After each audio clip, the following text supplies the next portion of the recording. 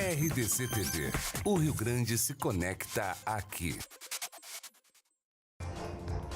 Muito bom dia, está começando o Rio Grande em Movimento desta quinta-feira. E no programa de hoje, você vai ver. Os estragos da maior enchente registrada em Alegrete desde abril de 2017. Mais de 100 famílias já foram retiradas de casa. É uma situação diferenciada. Qualquer chuva agora, nesse momento, naquela região, é um problema maior. Esporte. Em sua primeira entrevista no ano, Renato Portaluppi diz que sabia do seu problema no coração há 4 anos e projeta os reforços do Grêmio. Com 4 competições nesta temporada, a Inter aumentou o número de jogadores no elenco. E ainda as opções gratuitas para as férias da criançada. Sim, é bom porque tem pessoas que não têm piscina em casa e daí elas podem vir aqui e se divertir com a família. O Rio Grande em Movimento está no ar.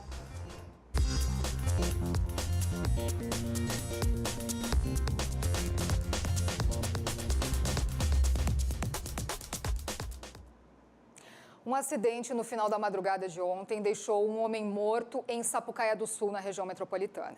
Segundo informações da Polícia Rodoviária Federal, a vítima, um motorista de um Corsa, estaria dirigindo na contramão quando colidiu com um caminhão de mudanças. O homem foi identificado como Otávio Eduardo Florense Martins, de 26 anos. Os 2 ocupantes que estavam no caminhão ficaram com ferimentos graves e foram levados para o hospital de Sapucaia do Sul. Conforme relatos da polícia, antes da ocorrência, condutores chegaram a comunicar à Polícia Rodoviária Federal que havia um carro na contramão na via. Pela manhã, uma das pistas da BR-116 estava bloqueada para o atendimento da ocorrência, mas já foi normalizado. 3 pessoas foram presas em ação da Polícia Civil em Capão da Canoa, no litoral. Na manhã desta quinta-feira, a Polícia Civil e a Brigada Militar realizaram a Operação Antártica, em Capão da Canoa, litoral norte do estado. Durante a ação, 3 pessoas foram presas e 5 mandados de busca e apreensão foram cumpridos. O objetivo é desarticular um grupo que traficava drogas na cidade. Você segue nos acompanhando em todas as redes sociais. Estamos ao vivo no Facebook da RDC TV Digital. Entra ali na nossa live e deixa o seu comentário ou a sua pergunta. Se você estiver no Twitter, coloca junto ao seu comentário hashtag RDC Rio Grande em Movimento. Estamos também ao vivo no site da RDC TV. E agora a gente ainda segue acompanhando os estragos do temporal aqui no estado, que vem ocorrendo aí durante toda a semana em diversas regiões. Vamos assistir na reportagem do Matheus Bonés. Durante a noite, a chuva não parava de alagar as ruas em Uruguaiana. Pela manhã, a imagem era de destruição. Árvores caídas próximas de casas, pedaços de telhas pendurados em postes. A destruição da cidade fez com que a prefeitura decretasse situação de emergência. Alegrete, também na fronteira oeste, fez o mesmo. Mais de 100 pessoas já foram retiradas de casa e estão sendo levadas para ginásios. Uma pessoa morreu após uma árvore cair. Choveu quase 260 milímetros em 4 dias, mais que o triplo da média para o mês. Hoje ainda tem essa instabilidade que vai continuar atuando, ainda tem essa condição de atenção, alerta, enfim, por causa dessas instabilidades fortes, mas felizmente a partir de amanhã a tendência é de que comece a perder força. Ou seja, na sexta-feira já a chuva vai continuar ocorrendo por lá, não que pare completamente, mas o volume de chuva diminui com relação a esses últimos dias. A cheia do rio Ibirapuitã é a maior desde abril de 2017. Na última medição, o nível das águas já estava em quase 12 metros, sendo que o normal é 1,5 metro. A condição é ainda de elevação, com expectativa que continue os rios subindo nessas regiões e principalmente, então, de novo, o alerta para Quaraí e Alegrete, essas cidades que estão mais impactadas e ainda deve seguir essa condição. Para os próximos dias, segue o alerta de temporais. Praticamente todas as regiões do estado vão ser atingidas, inclusive aqui em Porto Alegre.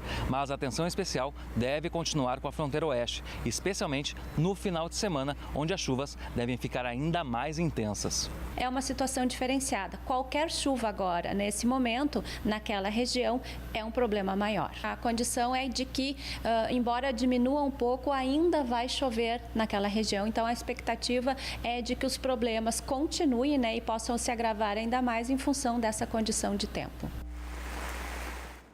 Tá, aí fica o alerta, então, principalmente na região da fronteira oeste, inclusive ali em Alegrete, um dos locais mais atingidos. Vamos conferir, então, como é que vai ficar o tempo hoje aqui na capital e nas demais regiões do estado. Encharqueadas, tivemos mínimas de 23 graus, hoje as máximas chegam aos 33 graus. Instabilidade segue na região. Na Serra Gaúcha, em Caxias do Sul, máximas de 30 graus devemos ter hoje, também com instabilidade. No sul do estado, em Pelotas, as mínimas foram de 16 graus, temperaturas mais amenas devido à chuva. As máximas chegam aos 26 graus. Na fronteira, em Uruguaiana, segue a previsão de instabilidade, inclusive com pancadas de chuva mais fortes. As máximas chegam aos 25 graus. E aqui na região metropolitana, em Campo Bom, as máximas chegam aos 35 graus, também com registro de instabilidade. O Rio Grande em Movimento faz um rápido intervalo, já voltamos com mais informações para você.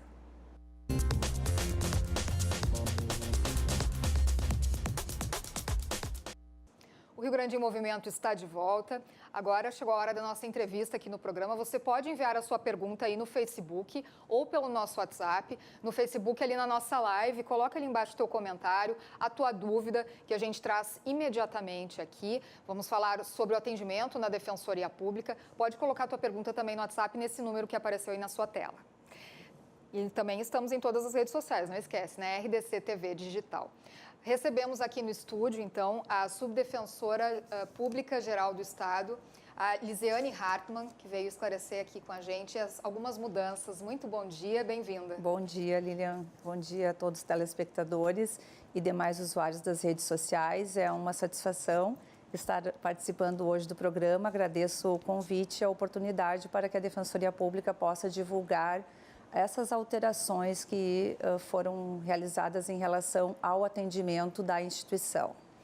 Pois é, o pessoal que já recorre, né, à Defensoria Pública já tem aí há alguns anos a ideia dos critérios, né, que agora é a principal novidade que vocês trazem aqui, né, a modificação dos critérios de atendimento.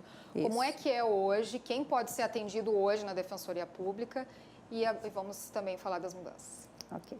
Nós tínhamos uma normativa bastante antiga, de 97 ainda, que previa alguns critérios de atendimento. E nós vimos com o decorrer dos anos a necessidade de nós atualizarmos esses critérios justamente pela procura intensa pelo serviço prestado pela instituição. E, em razão disso, houve uma nova normativa, uma resolução, então, do nosso Conselho Superior. Essa resolução data do ano de 2018, porém, ela passou a valer agora a partir de 1º de janeiro de 2019. E a previsão atual é no sentido de que a Defensoria Pública atenda a pessoa ou cidadão hipossuficiente que não tenha condições financeiras de utilizar os serviços de advocacia, de contratar um advogado, e outras situações também que envolvem o que nós chamamos de uma hipossuficiência, uma vulnerabilidade organizacional, que então é um atendimento protetivo de pessoas que estão em situações de vulnerabilidade. Dentre elas, crianças, idosos, vítimas de violência doméstica, vítimas de outras violências estatais, atendimentos dos processos criminais. E o que mudou, basicamente, Lilian, em relação aos critérios, é quanto à renda. Anteriormente, nós tínhamos 2 critérios de salários mínimos, até 3 salários mínimos para o público em geral. E 5 salários mínimos se havia no grupo familiar crianças. Atualmente, pela nova resolução, o critério utiliza o valor de 3 salários mínimos, a renda familiar. Esses rendimentos são rendimentos brutos. Porém, desse valor total de 3 salários, nós podemos considerar ainda uma redução quando a 25% do salário mínimo quando há dependente nesse grupo familiar e ainda 50% do salário mínimo quando há um dependente incapacitado para o trabalho dentro desse grupo familiar. Então, nós precisamos considerar, além dos 3 salários mínimos, essas 2 situações, em que pode haver, então, uma dedução de 25% da parcela ou 50%, conforme o caso. Além disso, além da questão da renda, é também utilizado para critério de aferição do atendimento o patrimônio da pessoa. E esse patrimônio, então, não pode ser superior a 300 salários mínimos. Basicamente, foi essa mudança. Perfeito. Essa resolução, agora essa mudança, ela vale para todo o Estado? Vale para todo o Estado e ela passou a vigorar a partir de 1º de janeiro agora deste ano. E como é que ficam os atendimentos que estão em andamento já?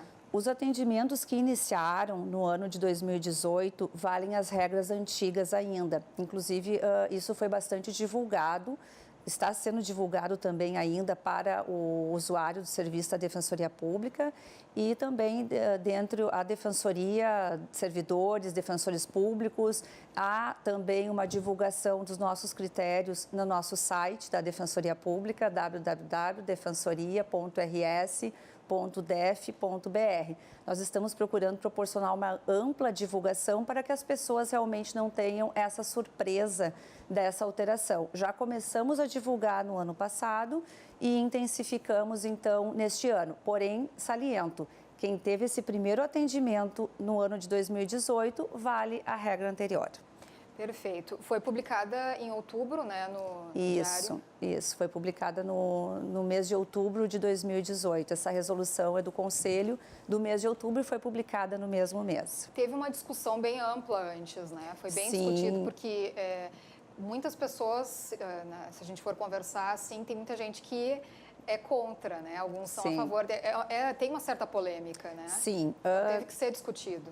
Houve necessidade dessa discussão ampla, inclusive nós realizamos uma audiência pública na Defensoria Pública antes de ser discutida essa questão. O Conselho Superior é um conselho da instituição que é composta por conselheiros de classes diversas, que nós chamamos, mas são 9 pessoas que discutem, dão suas ideias, dão suas opiniões e essas opiniões todas foram consideradas e apresentadas para todos os colegas após a audiência pública e então chegou-se a uma conclusão e após discussão de quais seriam os novos critérios que poderiam atender de forma mais justa e procurando realmente atender o objetivo da Defensoria Pública, que é prestar assistência jurídica ao cidadão necessitado. E quanto à carta de serviços, queria que falasse um pouquinho disso também. Sim. A carta de serviços nós também passamos já a disponibilizar para o cidadão, para o usuário da Defensoria Pública. A carta de serviços há uma previsão, tem uma lei de 2017 e já há um decreto anterior a essa lei que prevê a necessidade de que o cidadão, o usuário do serviço público, tenha esse acesso aos serviços que são prestados pelas instituições públicas e possa, por essa carta de serviços, ter uma ampla informação quanto aos serviços disponibilizados, quanto aos locais de atendimento, telefones que possam ter acesso, para que justamente se evite que o cidadão tenha que buscar diferentes instituições públicas no local de atendimento, evitar esse deslocamento. Então, é possível o acesso online pelo site dessa carta. A Defensoria Pública, inclusive, já disponibilizou essa carta ao usuário para que o cidadão possa, anteriormente, antes de começar esse deslocamento, já buscar o local adequado. Bom, vamos lembrar também os âmbitos da atuação jurídica da instituição, né? Que são muitos, direitos de família, quais são eles? Direitos de família, a área civil, a Defensoria também atua, questões de consumidor, violência doméstica, infância e juventude, a área criminal, a questão da execução criminal, que são os atendimentos aos presídios. Também temos o Centro de Referência em Direitos Humanos, o Centro de Mediação, que hoje fala-se muito na questão da busca da solução extrajudicial do conflito. Então, nós temos hoje um centro de mediação tanto na área de família quanto na área civil, que se busca, então, esse contato anterior ao ajuizamento da ação para que as pessoas possam buscar o diálogo e que elas possam buscar uma solução mais justa para o conflito, no caso que lhes aflige. Tá certo. Vamos, então, divulgar para os telespectadores como eles podem ter acesso à carta de serviços e também todas as informações na Defensoria Pública. Tem um site, um telefone? Sim, o site da Defensoria Pública é www.defensorias.rs.def.br. A carta ao usuário do serviço público já está disponível no site e também está disponível na Unidade Central de Atendimento e Ajuizamento, que é localizada na Rua 7 de Setembro, número 666, no Centro Histórico, em Porto Alegre. E também todos os escritórios da Defensoria Pública em todo o Estado passarão a disponibilizar essa carta ao usuário em todas as unidades de atendimento da Defensoria. Tá ótimo, agradecemos muito a sua participação. Esperamos que volte sempre aqui no Rio Grande em Movimento. Eu que agradeço a participação. Muito obrigada e uma boa tarde. Muito obrigada. Obrigada. E a gente agora fala das piscinas públicas, as piscinas comunitárias aqui em Porto Alegre. Já está aberta a temporada, foi aberta nesta semana. É o Projeto Verão que oferece, então, essa opção de lazer para toda a comunidade porto-alegrense. 28, 30, 32 graus. O calorão toma conta da cidade. Para fugir dessa sensação e mergulhar em um clima mais fresco e agradável, a Daniela e suas duas filhas, Paloma e Poliana, correm para a piscina no Secopan, em Porto Alegre. Ainda mais que as meninas estão de férias. A gente sempre frequenta aqui o centro, em várias atividades, e o verão sempre a piscina está disponível para o pessoal da comunidade, né? Sim, é bom porque tem pessoas que não têm piscina em casa e daí elas podem vir aqui e se divertir com a família. Projeto Verão, que acontece por aqui todos os anos entre os meses de janeiro e fevereiro, oferece o espaço da piscina de forma inteiramente gratuita à comunidade. Uma boa opção de lazer para quem está na capital.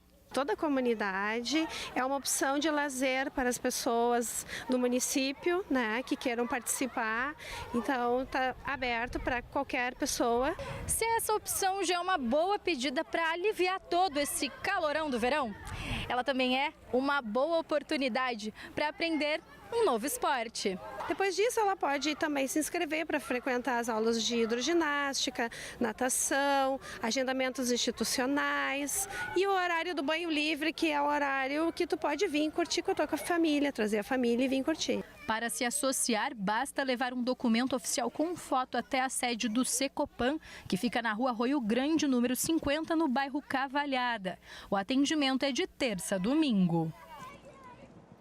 Pois é, e um dos cuidados que se deve ter aí quando o pessoal frequenta as piscinas no verão é a otite, o assunto da reportagem que vamos ver agora, porque por ano mais de 150 mil pessoas sofrem com esse problema que muitas vezes não é dada tanta atenção e tanta importância assim, é a otite externa, que é aquela dorzinha no ouvido que geralmente ocorre nessa época, inclusive, né, por conta dos banhos de mar e de piscina. Vamos conferir na reportagem.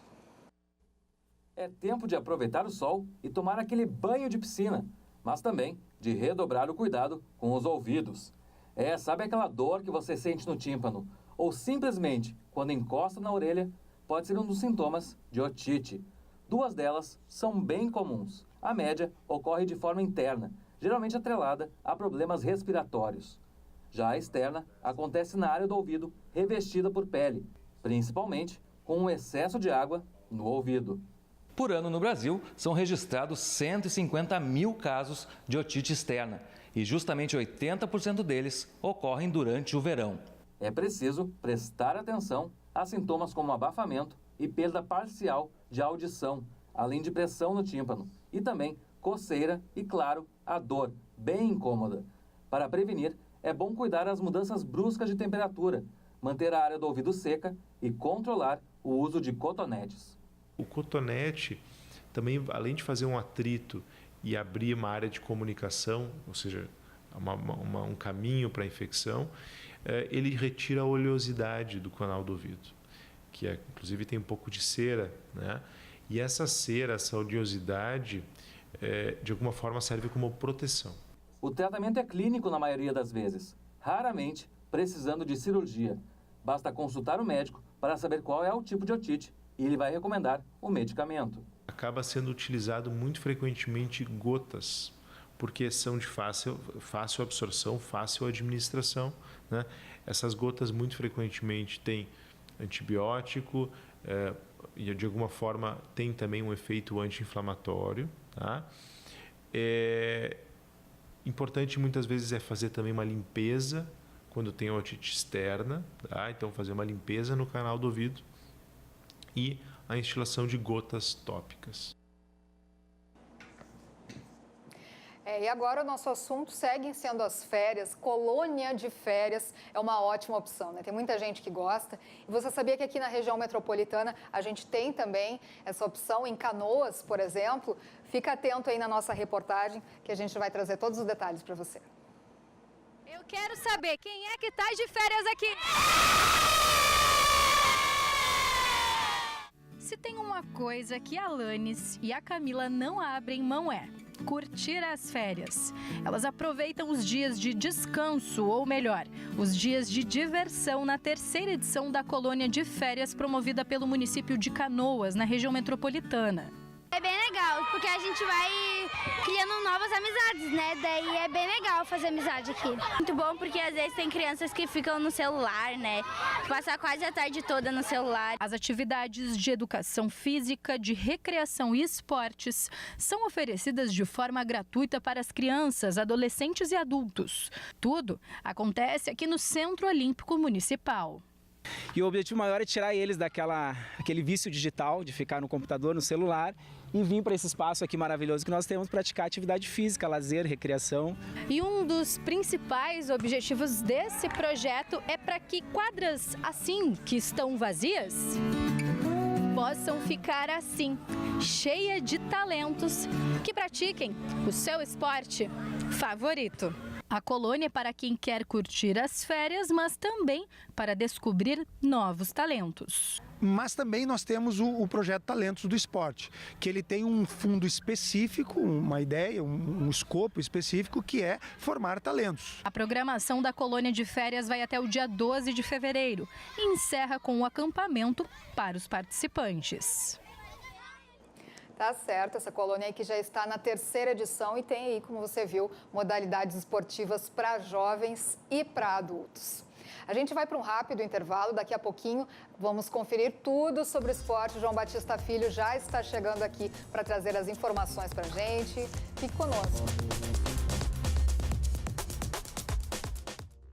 Rio Grande Movimento está de volta, chegou a hora do esporte aqui no programa, não esquece de entrar ali na nossa live no Facebook, a gente está ao vivo, coloca ali a tua dúvida porque o João Batista Filho já está aqui e pode te responder, hein? Muito bom dia, JB, o que temos de novidades para a dupla? Tudo bem, Lilian? Um grande abraço para todo mundo que está nos assistindo. As novidades são muitas e estão no CT Parque Gigante, onde está, evidentemente, o repórter da RDC, Guilherme Paz, que vai nos atualizar tudo o que está acontecendo por lá. Gui. Mais um dia de pré-temporada aqui no Internacional com a presença dos 4 reforços para a temporada. A diretoria, que ainda tenta outras contratações, recebeu ontem à tarde uma resposta negativa sobre a oferta para o volante Elias do Atlético Mineiro.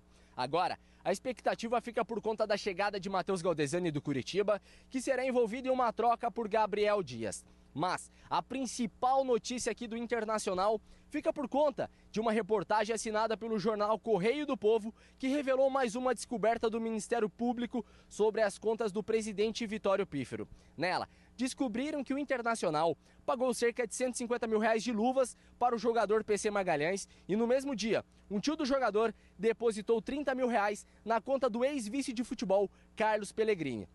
A investigação continua e nos próximos dias, esclarecimentos do Ministério Público devem ser manifestados oficialmente sobre a operação.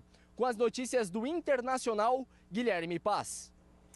Gui, e olha só, tem uma última aqui de redação. Acabo de conversar por WhatsApp com o Roberto Melo, vice-presidente de futebol do Internacional, que confirmou uma contratação para a lateral direita. E não é o Fabiano, o Rafinha, que também foi especulado e vai para o Flamengo. Trata-se de Bruno, lateral direito de 33 anos, que jogou o último Campeonato Brasileiro pelo Bahia. O Bruno, ele surge para o futebol em 2006 e joga até 2010 no Juventude. Depois rodou pelo Figueirense, Fluminense. Em 2014 foi parar no São Paulo, indicado pelo então técnico Muricy Ramalho. Ficou 3 temporadas no São Paulo e neste último ano foi emprestado para jogar pelo Bahia. O Inter vai numa opção barata, viável, era um jogador que estava livre no mercado, seu vínculo encerrou no dia 31 de dezembro, paga apenas salários para o Bruno, novo lateral direito do Inter, que vem para brigar, disputar posição com, num primeiro momento, o jogador Zeca e depois, se o Dudu estiver recuperado, compõe ali aquele trio da lateral direita. Com isso, imagino que o Inter vai desistir do Fabiano, que era o plano A desde um primeiro momento. O Palmeiras não fez nenhum movimento para facilitar esta negociação.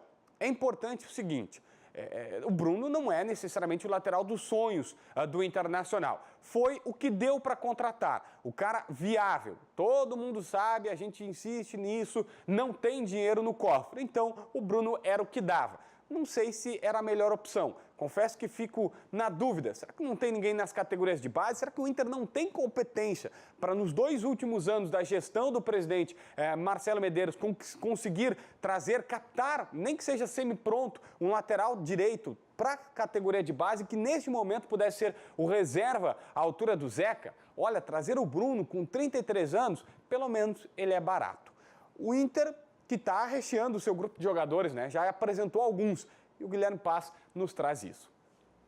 O Campeonato Gaúcho começa dia 20 de janeiro para o Internacional. E Odair Hellmann já mostrou qual será o seu time titular. Mas, com 4 competições este ano, Gauchão, Copa do Brasil, Campeonato Brasileiro e Libertadores da América, o treinador precisa ter grupo. Para mim não tem diferença de idade, né? A diferença de idade pode ter numa hora da personalidade ou numa... Isso a gente vai observar no dia a dia. Mas quem estiver dando a melhor resposta, certamente vai ter vai ter oportunidades na frente, aí independente de nomes ou idade ou qualquer coisa assim. Mas já quero adiantar que certamente nós vamos ter apresentação de 7. Já tem 3 aqui, Ramon, Sarrafiori, Nonato, e aí devem se apresentar mais 4 jogadores, já são 7, e mais os meninos que a gente tem aqui, Juan. Então, metade do grupo praticamente vai ser de jogadores da base. Os jovens da base foram uma das alternativas para chegar aos 36 jogadores que estão no elenco principal este ano. E com a base do time titular sendo a mesma da temporada passada, o treinador ainda ganhou outras alternativas. Neilton, Guilherme Parede, Rafael Sobis e o último a ser apresentado ontem, Rodrigo Lindoso. Eles chegam com o objetivo principal, a tão sonhada Libertadores da América. É um título de expressão, é um campeonato de expressão, então acho que é o sonho de todos os jogadores, desejo de todos os jogadores a conquistá-la. É um ano muito importante para o clube e eu fico muito feliz de estar aqui. Para mim é uma alegria enorme estar fazendo parte desse ano do clube, competições importantes, competições para que a gente possa chegar e conquistar títulos, vencer jogos e dar alegria ao torcedor. Pode ter certeza que depender de mim, nós vamos levantar algum título esse ano. E com aquele calendário do futebol brasileiro que todos já conhecem, Rodrigo Lindoso sabe que terá espaço para todo mundo. O professor daí explicou bem que para ele não tem titular reserva, né? Acho que vai exigir, acho que a gente tem, se não me engano, uns 70 e poucos jogos certos no ano, né? E podendo chegar a mais, então vai precisar utilizar todo mundo. E no Grêmio, um velho conhecido está de volta. E que bom que ele está de volta, porque é uma figura, é muito bom ver esse camarada dando entrevistas, brincando com os repórteres, cuidou do coração. Você sabe com quem eu estou falando, né? Renato Portaluppi passou por uma cirurgia no último sábado, onde retirou a arritmia cardíaca que vinha tendo pelos últimos 4 anos. era um procedimento onde, há uns 4 anos atrás, o médico lá no Rio de Janeiro já tinha detectado essa arritmia. Falou que não era nada demais, mas lá no futuro, como para mim ou para qualquer outra pessoa, essa arritmia poderia trazer um certo problema. Ele falou que mais cedo ou mais tarde eu teria que fazer esse procedimento ou tomar, de repente, no futuro, o remédio. Então, depois de 4 anos, praticamente, eu decidi fazer. Mesmo fazendo a cirurgia no sábado, surpreendentemente, o treinador já esteve presente nos últimos 2 dias nos gramados do CT Luiz Carvalho. Estão seguindo as orientações deles. Eles só não querem que eu faça uma outra coisinha que eu já falei, é participar de peladas, pelo menos essa semana, não malhar, entendeu? São coisas que eles pediram para eu não fazer essa semana, mas estou totalmente liberado para as outras coisas. Então, estou tranquilo quanto a isso. Até porque foi tudo bem na cirurgia. Estou pronto, acho que o mais importante de tudo, estou aqui, estou conversando com vocês, estou feliz. Agora, ainda se recuperando de sua cirurgia, Renato avisa que vai ser o treinador do time alternativo que começa a temporada do Gauchão no próximo dia 20. A tendência era que começasse o grupo de transição, mas Renato preferiu chamar a responsabilidade para si mesmo. O ano passado nós sofremos um pouquinho, por isso que esse ano eu começo fazendo o campeonato com essa equipe alternativa, a equipe alternativa minha aqui em cima, que basicamente é uma equipe que jogou vários jogos do Campeonato Brasileiro, buscando algumas peças na transição, se necessário, entendeu? E vamos começar o campeonato assim. É óbvio que vai faltar o ritmo de jogo, é uma coisa normal para o início de temporada. O treinador também comentou sobre a possibilidade do Grêmio perder o atacante Everton, que foi grande destaque na temporada de 2018 e foi assediado por clubes europeus nessa janela de transferências. O Everton, ele chegou nos meus ouvidos através de uma pessoa que ia chegar essa proposta e não sei nem como não chegou, até porque pelo futebol que ele vem jogando, jogador de seleção brasileira. Até foi bom, porque eu tenho certeza que se ele voltar a jogar o futebol que ele jogou ano passado, essa 50 milhões, eu acredito que vão ser muito mais pelo futebol que ele está jogando.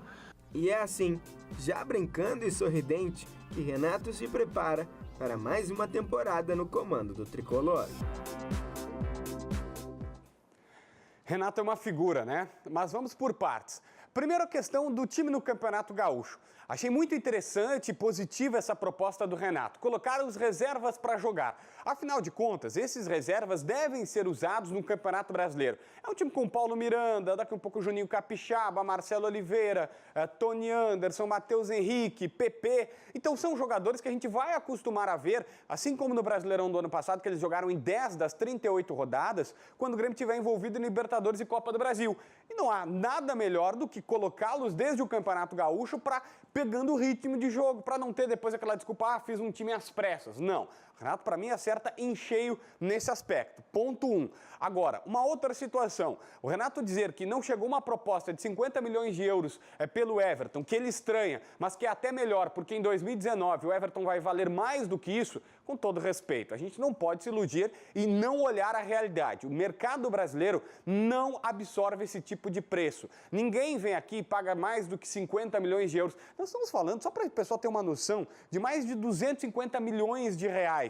É um valor absurdo, é muita grana. Eu acho que se colocasse 250 milhões de reais nesse estudo, nós faríamos uma pilha desse tamanho. Eu não faço ideia porque ainda não recebi todo esse dinheiro. Mas só para a gente ter noção, o Everton não vai valer mais do que isso. O Arthur não valeu mais do que isso. E a gente está vendo que se ele for vendido hoje, daqui um pouco vai pegar mais do que 60, 70 milhões de euros, porque está arrebentando no Barcelona o Arthur. Só que no mercado brasileiro não pagam isso. Então, se o Grêmio tiver uma proposta desses moldes de 50 milhões de euros do Everton, vai vender sim, porque ninguém paga mais do que isso. E vamos combinar, é uma ótima de uma grana, mais do que justo pelo que o garoto joga.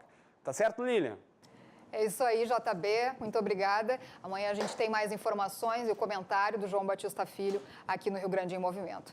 Nós vamos para um rápido intervalo. Daqui a pouquinho o nosso assunto é uma das peças mais famosas que temos aqui no estado, Bailei na Curva. Você já assistiu? Se ainda não, fica ligado aí. Também deixa o teu recado nas nossas redes sociais. Estamos ao vivo no Facebook da RDC TV Digital, também no nosso site. Coloca a tua pergunta aí, que a gente já volta.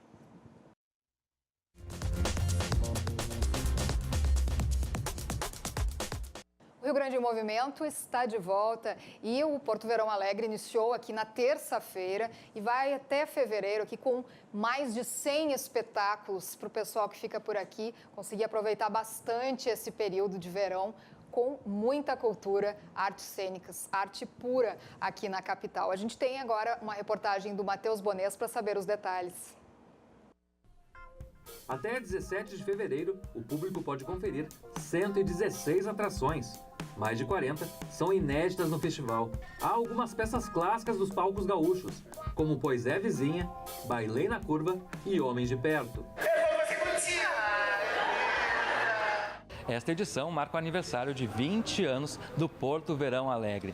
Nestas 2 décadas, foram apresentados quase 12 mil espetáculos que promovem as mais variadas formas de arte. E neste ano, as atrações ocorrem em 3 espaços culturais. Não só de teatro, a gente tem música, tem artes plásticas, tem dança, literatura. Para ter uma ideia, esse ano a gente está utilizando o Cisne Branco pela primeira vez, né? Abrindo o Porto Verão para o Guaíba, e ali tem saraus de poesia, tem música, vai ter teatro, vai ter uma atividade bem legal lá no Cisne. Entre algumas novidades está o ciclo de filmes Cine ao Léo, no Estúdio Clio, com exibição gratuita de produções estreladas pelo ator gaúcho Leonardo Machado, falecido no ano passado. A gente achou que pelo menos uma homenagem a gente deveria fazer para ele, assim, uma homenagem pública. Porque pessoalmente todos já prestaram suas homenagens. Então essa mostra traz 4 filmes onde ele protagonizou magistralmente, como sempre, né? E para o povo poder ter uma ideia de quem foi o Léo. Para conferir as atrações e se programar para os espetáculos, é só entrar no site www.portoverãoalegre.com.br. Os ingressos custam de R$20 a R$40. O grande mote do Porto Verão, além de trazer cultura, fazer as pessoas se divertir e pensar, é que ele gera emprego, ele gera muito emprego. Ele gera mais de 1.000 postos de trabalho, ainda que temporários, né? E indiretamente ele movimenta uma economia muito grande. Então, independentemente da política, ele é um projeto que se sustenta, porque ele mantém viva toda essa atividade econômica durante uns meses que não teria nada, né? É um orgulho ter um projeto de cultura que tenha 2 décadas, né? A gente é muito agradecido a toda a comunidade, na realidade, porque a comunidade abraçou o Porto Verão como seu.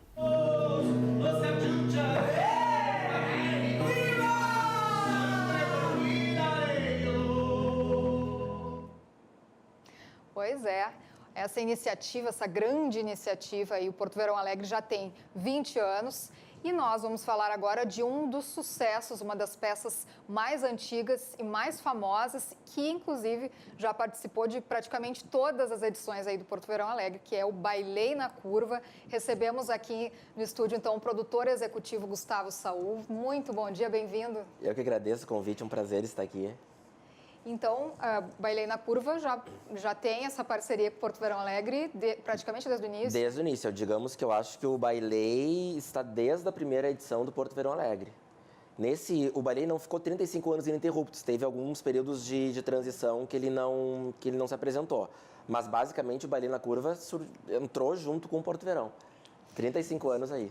35 anos completo esse ano, já completou em novembro de 2018. Olha aí.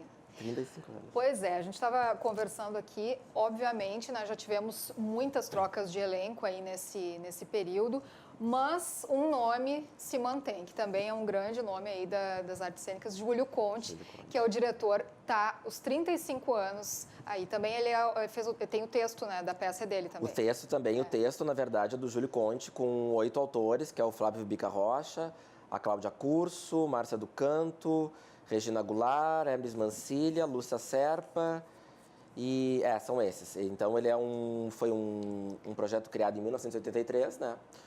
Do Júlio Conte com essas pessoas, né? E quando esse texto surgiu, foi bem naquela época ali da redemocratização, né? Então, foi ali na época do fim da ditadura militar, início da redemocratização do Brasil. E eu acredito que quando eles criaram esse texto, eu acho que eles não tinham ideia da dimensão, né, da importância que o ballet teria no Brasil, né? Eu acho que o ballet hoje é a peça mais montada em escolas. Se vocês procurarem aí no YouTube, o que menos vai ter vai ser as nossas montagens. É tanta montagem que tem, né, que no Brasil inteiro, realmente a reverberação que teve esse espetáculo é incrível.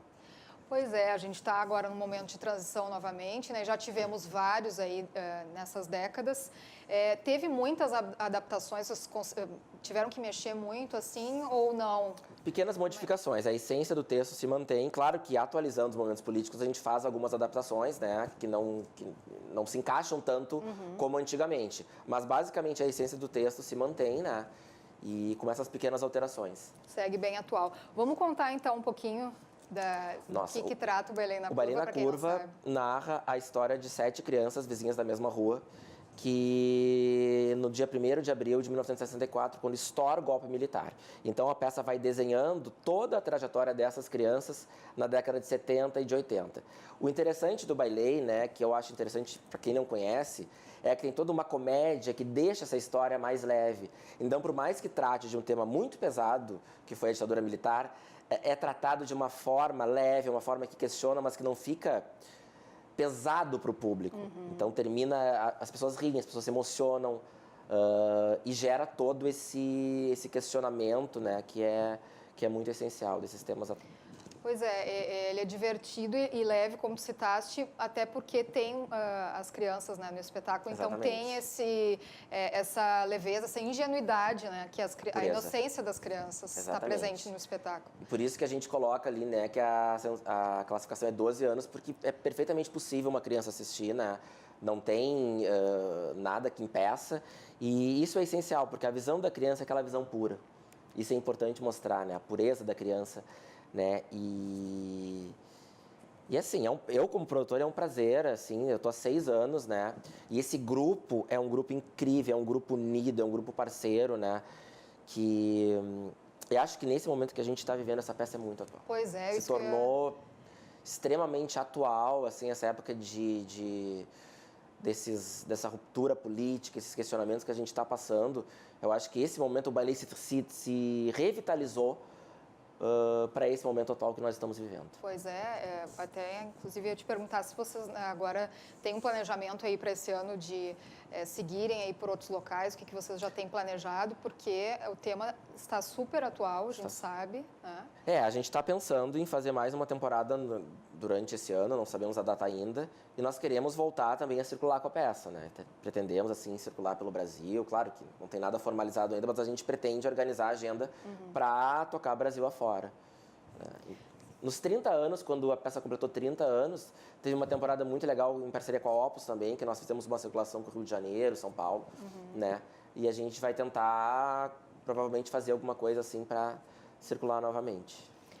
Tá certo. Quem é o elenco agora atual? O elenco atual é a Ana Paula Schneider, Catarina Conte, Guilherme Barcelos, Saulo Aquino, Manuela Wunderlich, Leonardo Barisson e Eduardo Mendonça. Olha, tem atores maravilhosos. Tem alguns nomes aí que já estão bem conhecidos. Sim, esse elenco, essa geração que a gente está, acho que se não me engano é a 7ª, eles estão desde 2013. 2013 que a gente reformulou, alguns atores viajaram, já não moram mais aqui. E é um elenco incrível, sabe? Um grupo maravilhoso. Que maravilha. Então, vamos fazer o convite para o público, né? Vamos fazer o convite. Porque ele fica em cartaz por 3 dias. 5 dias. 5 dias? Sim, estreamos ontem, né? Então, ele fica de 9 a 13 de janeiro, às 21 horas, no Teatro Dan Hicks, né? Um teatro muito legal, 700 lugares, ar-condicionado, estacionamento, acessibilidade. É um espaço muito bacana, né? Um dos teatros que eu mais gosto aqui do estado. E os ingressos estão bem acessível, www.portoverãoalegre.com.br. E também tem os pontos de venda que agora físicos, que eu acho que é o DC Shopping, no Mezanino Produções. E eu acho que tem 2 lojas da Claro, se eu não me engano, é do Praia de Belas e do Iguatemi.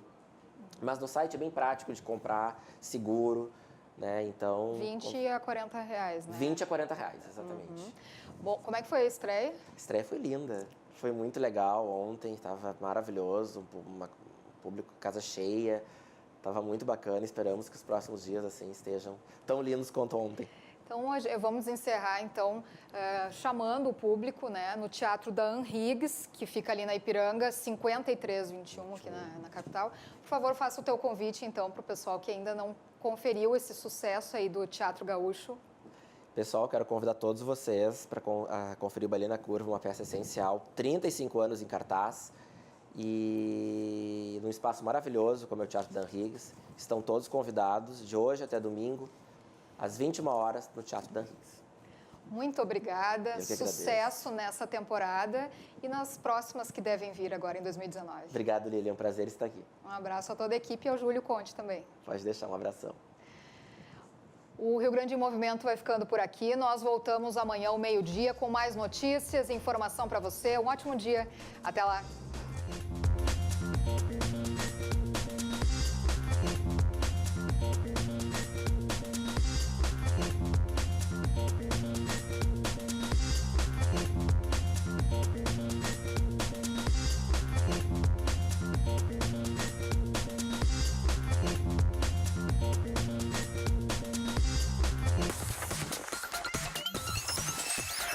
RDC TV.